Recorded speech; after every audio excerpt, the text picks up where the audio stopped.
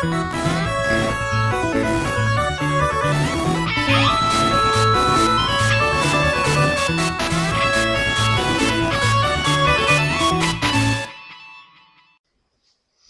friends and family, it's David reporting live from Granada for week 13.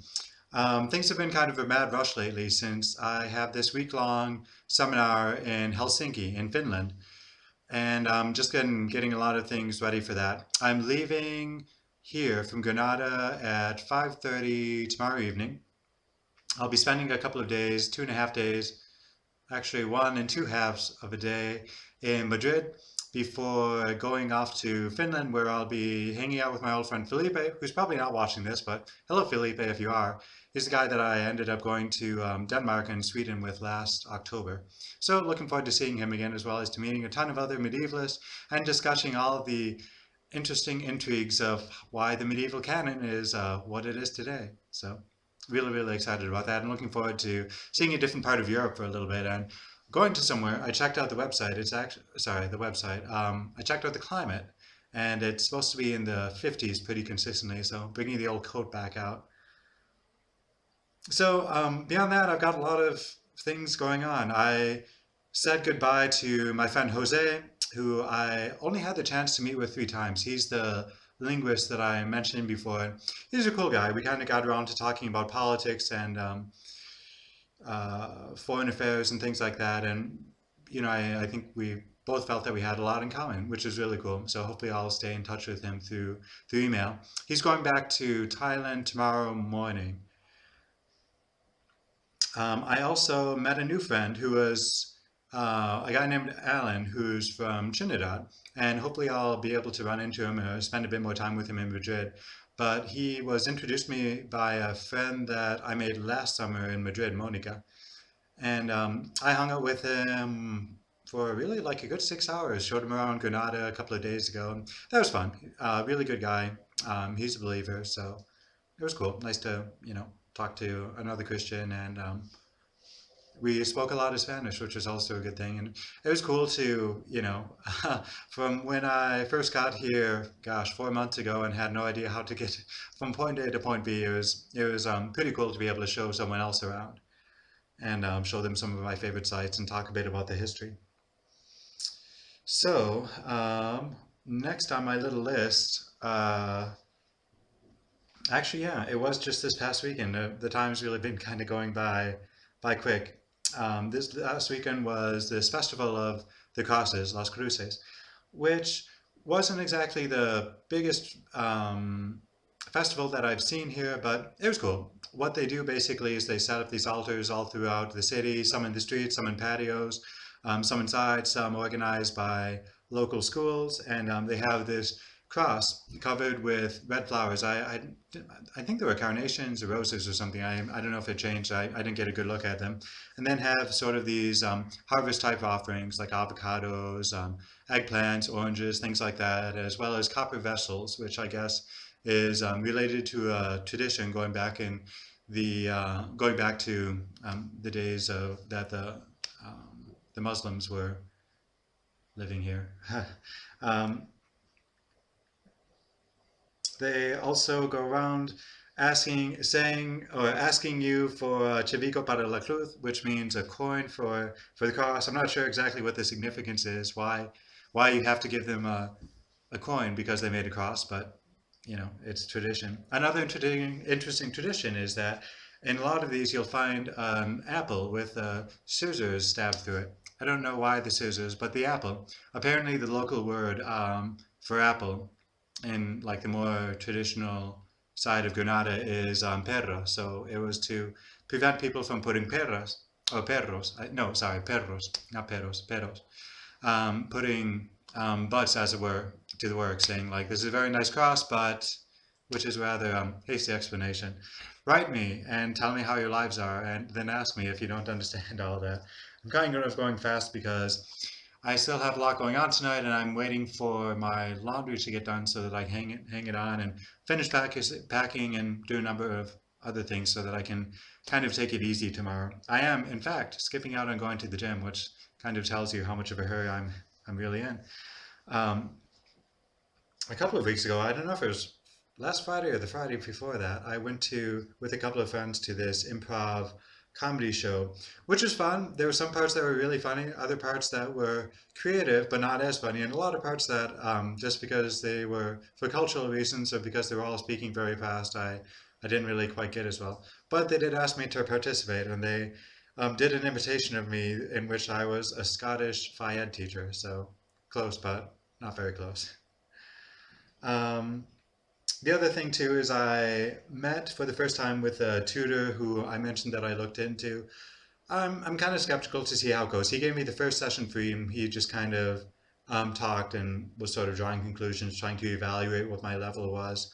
He promised me lots of homework. So far, I haven't gotten a lot of homework, so I'll stick with him for a couple of more weeks and see how things go. He does know his grammar very well, which is good, and was able to answer quite coherently a few concerns that I have. So I'll see him again tomorrow right before I catch the car, or the blah blah car out of here. Um, Other than that, just because I've been trying to get things prepared, I haven't been studying quite as much as I should. I've got a monstrous quantity of things to read for this trip, and to show you what I mean by a monstrous amount, I mean this, double-sided. As far as I know, I don't actually have to read all of this, but I do have to read a pretty good portion of all this. And it's the letters exchanged by Hilary and Abelard, so it's like one of those things that I should have read as a good medievalist a while ago and somehow just didn't get around to. So I've had a lot of things to do, which is one reason that I haven't been studying quite as much. But I found some good drills that have been helping me review some verbs and verb conjugations, and sort of highlighting some of the places where I have been making mistakes, and I've been writing them down and studying them at least pretty diligently. I've been using this cell phone vocab app called Memrise, which has been good. I like how it teaches me, and you know, it seems like with fairly minimal effort, I'm learning a lot of new words that have been useful, like things that are coming up and things that I'm ending up using in regular conversation or in my classes. Reading aloud too, I'm not sure if it's going to help. It does help me feel more comfortable with the language though, and some sounds that I sometimes struggle to make, especially first thing in the morning, come a lot easier if I read out loud for a good half hour. So that's been good. I'm approaching sort of the end of my courses that I'm taking at the center, and we'll see how it goes. I talked to them about today about what other options are, since what they told me last time, as I mentioned, was that they weren't able to put me in another intensive course because there weren't enough people who were like that level of intensive speakers who would be interested in taking it. So there'll be more people here over the summer, so that might mean that they'll be able to throw together another course. If not, I'll write back my professors, the powers that be, and ask them if they don't mind me just meeting with the tutor on a daily basis and doing the homework that they assign, and trying to do that. I do frankly feel that it would be a better use of the money, but they've been insisting that I do an intensive course, so I do have to give them priority in that.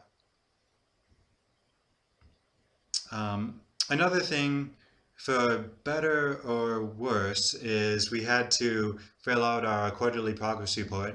And on that, I don't know if it was the first time I noticed it, or if they had only recently put it, or if I noticed it and then forgot it. But as it turns out, the big final decisive date that I have to take the test is actually in fall. So I'm still going to try and shoot for taking it in June. But I think with this conference coming up and all the people that I'll be seeing in Madrid and colleagues that I've got in town, I just won't have I'll be speaking more English probably than I should, and it's just as well. These are good professional opportunities, so it's hardly a waste of time. But it is the sort of thing that makes me want to try to take the test a bit later than I can, maybe at the end of July, if possible. Sorry, not the end of July, the end of June, I mean. So I'll see how things go, keep studying, see how I feel about things.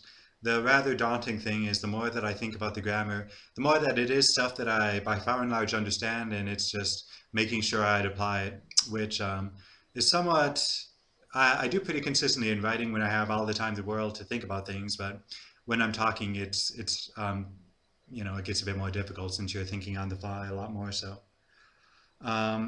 The ominous news is, something that I really have to think about is I think it means that I could realistically stay here until the um, end of September. I think they'd want me to take the test probably, uh, I don't know, probably at the beginning of October, like maybe a week before the academic year starts. So I'm not sure. The goal was to get back before my birthday, but depending on how I go with the language or taking better of other things, I might just try to spend August and September here too. It seems like it would be a prudent and professionally sound decision, but not something I'm feeling particularly enthusiastic about right now. I have been a bit homesick this past week.